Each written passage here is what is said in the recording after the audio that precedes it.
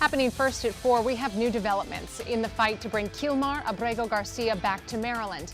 Thank you for joining us. I'm Simone D'Alba. The Prince George's County father was deported by mistake and ended up in a prison in El Salvador. In the last hour, an appeals court unanimously denied the Trump administration's request to put a pause on their efforts to facilitate the return of Abrego Garcia. This comes as Maryland Senator Chris Van Hollen says he was denied entry into the Salvadoran prison for a second day in a row. Now, less than 2 hours ago, the senator said he's worried about how Abrego Garcia is doing. Listen. Since Mr. Abrego Garcia was illegally abducted and sent to CCOT, he has had no communication with anybody on the outside. So there's been no ability to find out anything about his health and well-being. I should point out that this inability to communicate with his lawyers is a violation of international law. Tonight, we have team coverage on this developing story for you. Rafael Sanchez Cruz is digging into allegations involving Abrego Garcia.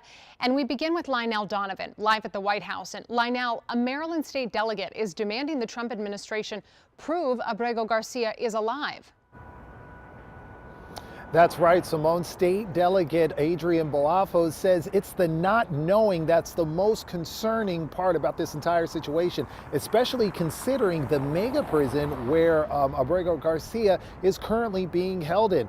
Human rights organizations have accused the facility of human rights violations, such as not providing medical care, and claim that at least 261 people died there last year. Now, Balafos says the White House needs to prove that Abrego Garcia is alive and well. 19 of the 23 members of the Prince George's County House delegation signed a letter this morning demanding that the Trump administration provide proof of life for Abrego Garcia. The Maryland husband and father was deported to El Salvador from Prince George's last month, which violated a standing court order that explicitly prohibited his removal to his home country. ICE admitted Abrego Garcia's accidental deportation was due to a, quote, administrative error. Now, Balafos says as the child of Ghanaian immigrants, he's heard stories of how democracy and the rule of law failed in his parents' home country. Now he says he's seeing those same patterns play out in the Trump administration and says everyone should be concerned. Traffic mistakes aren't an excuse for ICE to come pick somebody up who has been here on a legal court order and send them to a country that we said we weren't going to send them to again. That is, frankly, in my opinion, BS by the Trump administration. And part of the reason why I think this is such an interesting moment is because it's excuse after excuse after excuse, instead of owning up to a mistake and bringing somebody back to the country. Now, Balafos says he and the Prince George's County delegation will continue putting pressure on the Trump administration until they have the answers they need and Abrego Garcia is brought back home. And I'll have more on that conversation with the state delegate coming up at 5. But for now, we're live at the White House. Lionel Donovan, WUSA 9. All right, Lionel, thank you. Meanwhile, the Trump administration's renewed allegations against Kilmar Abrego Garcia have prompted questions about his past. Yesterday, the Department of Justice and Homeland Security released court documents into a police investigation and a domestic violence case, both involving Abrego Garcia, prompting this response from the White House. So not only are Democrats rushing to defend an illegal criminal foreign terrorist gang member, but also an apparent woman beater. Now, Rafael Sanchez Cruz has dug into the cases prompting these allegations and is with us to provide some more context here. He continues our team coverage right here in studio, the White House.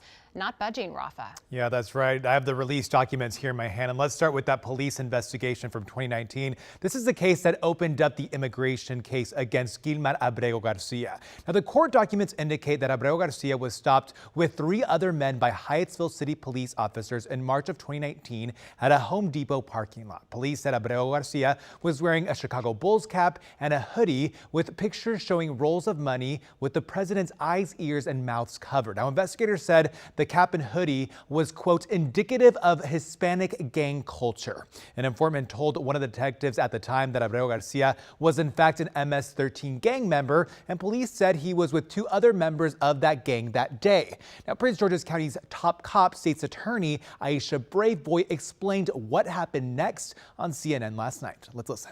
This was information that was entered in to a system called GangNet, which has since been disbanded. Okay. That information was entered in by an officer who interviewed Mr. Garcia at the time that he was arrested, but he was not charged with a crime. He was handed over to ICE because he was not in the country legally, and then he went through an ICE proceeding. Now, I want to be clear, that is a decision made by an immigration judge under the Justice Department during the President Donald Trump's first term. Now to the temporary protective order filed back in 2021 by Abrego Garcia's wife. The court documents clearly state that Jennifer Vasquez-Sura alleged that her husband assaulted her, then he punched and scratched and ripped off her shirt. Vasquez-Sura acknowledged these filings in a statement to WSA 9. She says that she filed them out of caution after surviving a previous domestic violence relationship. She says she and Abrego Garcia worked out their differences through counseling, and she did not proceed with the civil cases. Again, civil, not criminal. The cases were dropped, and she also added, no couple is perfect, no marriage is perfect. This is not justification for ICE's actions of abducting him and deporting him to a country where he was supposed to be protected from deportation. Now, Vasquez-Sura says she will continue standing by her husband and will continue demanding justice for him. It's also important to note, Simone, that the Prince George's County police officer who filed that initial report back in 2019 was fired from his job in 2022 in an unrelated case that has nothing to do with Abrego Garcia. A lot of different layers to this tonight. Rafa, appreciate you breaking some of those down for us. Thank you.